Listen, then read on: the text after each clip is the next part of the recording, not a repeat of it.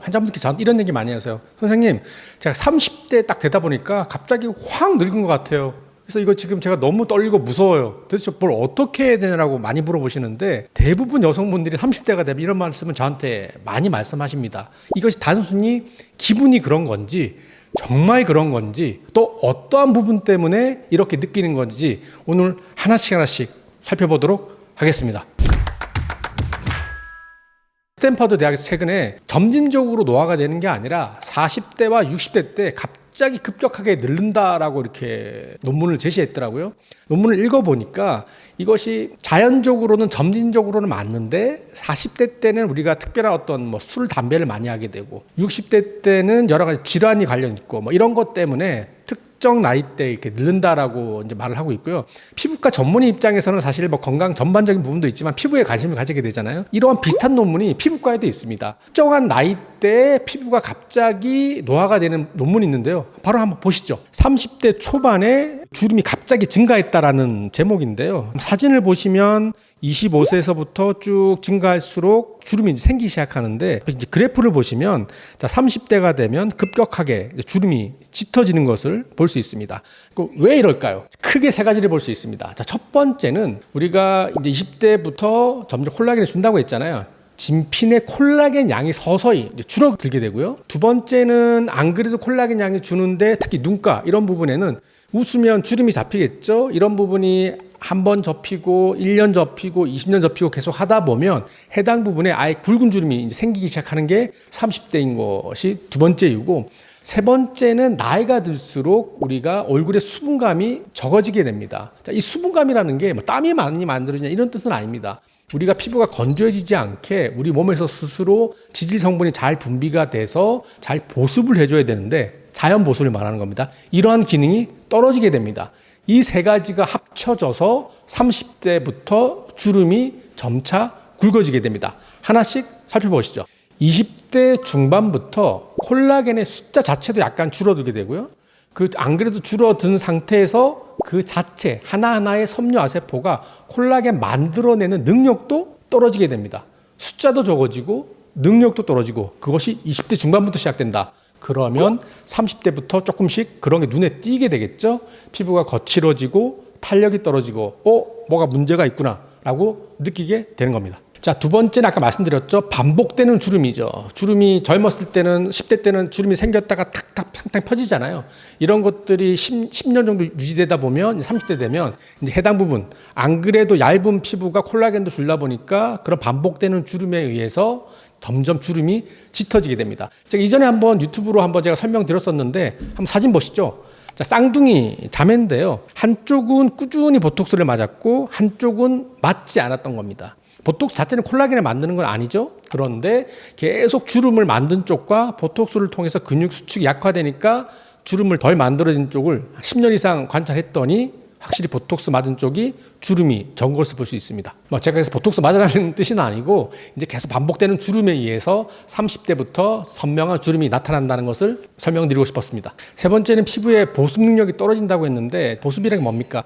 우리 몸에 있는 물이 바깥으로 빠져나가는 것을 막는 능력이 떨어진다는 거죠. 옆에 피부 구조물을 보시면 우리 피부 각질층은 단백질과 그 사이사이에 지질 성분으로 이루어진 물질이 이루어져 있습니다. 천연 보습제죠. 가장 좋은 보습제인데 이런 것들의 기능이 30대부터 점점 기능이 떨어지게 되고 기름을 만들어내는 피지 분비에도 약간 혼란이 오기 때문에 결론적으로 피부에서 수분이 바깥으로 나가는 걸 막아주는 기능이 좀 떨어지게 되고, 그럼으로써 피부는 약간 더 건조해지게 되죠. 그 건조하면 그건 뭐가 문제일까요? 그 건조함에 의해서 미세염증이 생기고 그 미세염증에 의해서 산화 스트레스로 피부가 노화됩니다. 즉 콜라겐이 덜 만들어지게 된 거죠. 즉 이 세 가지가 30대부터 분명하게 나타납니다. 그러면 어떻게 하면 될까요? 아까 제가 말씀드린 부분에 대해서 하나씩 우리가 교정해 나가면 되겠습니다. 자, 순서는 거꾸로 해보겠습니다. 방금 말씀드렸던 아까 제가 보습 능력이라고 그랬죠. 어떻게 보면 가장 중요한 걸 수도 있는데요. 저희 모친께서 항상 저한테 때를 밀라 그래요. 피부과 제가 전문인데도 때가 아닙니다. 우리 몸에서 필요한 천연 보습제입니다. 각질층을 제거하면 천연 보습 능력이 떨어지게 되죠. 그럼 피부는 건조하게 되고, 젊었을 때 20대야 잘 견디는데 30대, 40대부터는 이러한 복구 능력이 떨어지기 때문에 이 각질층을 제거하게 되면 보습이 능력이 떨어지죠. 그래서 첫 번째 중요한 거는 때를 미시면 안 됩니다. 그럼 때를 밀지 않으면 점점점 때가 나와서 피부가 두꺼워지고 냄새나지 않나요라고 말하겠지만 그렇지 않습니다. 우리 각질층은 어느 정도 두께가 되면 자연적으로 이제 탈락되게 되고요. 우리가 이제 모욕을 하게 되잖아요. 그래서 이전보다는 조금 각질층이 제거되기 때문에 항상 샤워를 끝나고 나면 보습제를 발라주는 것이 좋습니다. 그 중에서도 제가 추천드리는 것은 우리 몸에 있는 각질층에 있는 3가지 지질층이 있어요. 콜레스테롤, 세라마이드, 자유지방산 요 3가지가 들어있는 보습제를 1대1에 들어있는 성분을 추천드리고요. 대표적인 게 피지오겔, 제로이드 등 대표적으로 아토피 때 많이 쓰는 그런 보습제를 사용하면 잘 보습할 수 있습니다. 보습제 잘 바르길 추천드립니다. 두 번째는 아까 제가 간단하게 말씀드렸는데 눈가, 입 주변에 반복적인 특정한 얼굴 표정에 의해서 주름 생기는 건 사실은 어쩔 수 없어요. 우리가 사람이 로봇처럼 이렇게 할 수는 없잖아요. 가장 간단한데 보톡스 너무 그렇게까지 볼 필요 없는 것 같습니다. 보톡스는 필러가 아닙니다.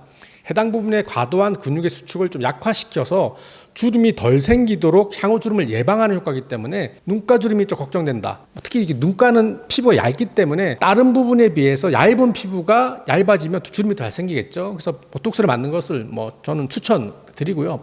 또 하나는 입가 쪽에 이렇게 습관적으로 이렇게 해서 마리오네트 주름을 만드는 분이 있어요. 우리가 살다 보면 힘든 것도 있지만 또 되도록이면 웃는 얼굴로 이렇게 밝은 얼굴로 습관적인 주름을 만들지 않도록 좀 노력해 보기를 바랍니다. 자, 세 번째 어떻게 보면 가장 중요한 거죠. 줄어든 콜라겐, 섬유화세포가 숫자도 줄고 잘 못 만들어내니까 우리가 어떻게 이제 외부적으로 이제 콜라겐을 늘리는 행동을 취해야 되겠죠. 자, 뭔가를 늘린다는 말은 또 다른 말로는 줄어드는 것을 예방하는 것도 있죠. 첫 번째가 뭘까요? 흡연이죠. 담배를 피면 안 그래도 줄어드는데 더 줄어드니까 담배 금연하는 걸 적극 추천드리고요. 자, 두 번째, 너무 잘 알려져 있죠. 만성적으로 받는 자외선 자체는 우리 콜라겐의 분해를 촉진시키죠. 뭔가를 집어넣는 것도 중요하지만 더 과속화되지 않도록 자외선 차단제 꼼꼼히 바르시기를 이제 추천드리고요. 자, 세 번째는 콜라겐 자체 늘려야 되겠죠. 제가 인터넷 찾아보니까 요즘에 먹는 콜라겐 이런 것들이 많이 있더라고요. 많은 선생님들께서 먹는 콜라겐이 의미가 있다, 없다라고 의견이 다양한데 저는 이제 조금 의미 없다라고 보는데 제가 한번 또 계산을 해봤어요. 우리 전체에서 우리 피부가 차지하는 무게는 전체 몸무게의 15%예요. 그리고 그 피부에서 우리 얼굴 피부가 차지하는 면적은 5%입니다. 자, 그래서 결국은 뭐냐면은 우리 신체 조직에서 안면부의 단백질 포션은 0.75%예요. 제가 말하고 싶은 게 뭐냐? 내가 오늘 먹는 콜라겐을 먹었다. 10g을 먹었다. 이 중에 얼굴 콜라겐으로 간다는 가정하에 충분히 봐줬습니다. 가정하에도 먹는 거에 0.75%만 얼굴로 갑니다. 제가 말하고 싶은 거는 우리가 콜라겐을 먹으면 이것이 분해가 돼서 단백질로 되고 아미노산이 되고 이것을 다시 흡수되는 거잖아요. 일부 진피내 콜라겐을 만드는데 증가시킬 수도 있겠지만 그것이 얼굴 피부뿐만 아니라 팔, 다리, 전신으로 갈 수도 있고 우리 장으로 갈 수도 있고 혈관에도 콜라겐 증가시킬 수 있잖아요. 그래서 내가 먹는 콜라겐 먹으면 얼굴 피부가 반짝반짝해질 거야 라고 하면 먹는 콜라겐을 밥처럼 먹어야 되겠죠. 그래서 거기는 제가 현실성은 좀 없다고 생각하고요. 다만 단백질이 좀 부족하면 안 되겠죠. 그래서 킬로그램당 70kg 남자라면 70g 정도 또는 그걸 조금 더 먹어서 그 정도면 좀 충분하다고 생각합니다. 자, 두 번째는 또 이제 실제적으로 이제 콜라겐을 늘려야 되겠죠. 제가 그때 말씀드렸는데 운동을 통해서 진피내 콜라겐을 늘릴 수 있습니다. 어떻게 보면 먹는 콜라겐보다 더 중요할 수 있어요. 자, 운동 중에는 유산소 운동도 있고 역기를 드는 것 같은 저항성 운동도 있죠. 둘 다 진피내 콜라겐을 늘리긴 늘리는데 저항성 운동이 유산소보다는 조금 더 진피 두께를 조금 더 두껍게 만든다고 돼 있으니까 너무 달리기만 하지 마시고 유산소 운동도 하고 근력 운동도 같이 하면 진피가 조금이라도 좀 증가할 겁니다. 자, 세 번째는 이제 피부과서 하니까 피부과 얘기해야 되겠죠. 우리 피부는 역설적으로 해당 부분을 파괴시키면 그 자극에 의해서 잠들어 있던 섬유화세포가 활성화됩니다. 섬유화세포 숫자도 줄고 능력은 떨어졌지만 우리가 해당 부분에 계획된 손상을 주게 됩니다. 대표적인 게 써마지 같은 것도 있을 수 있겠고 버추얼 F와 같은 바늘 고주파도 있을 수 있겠고요.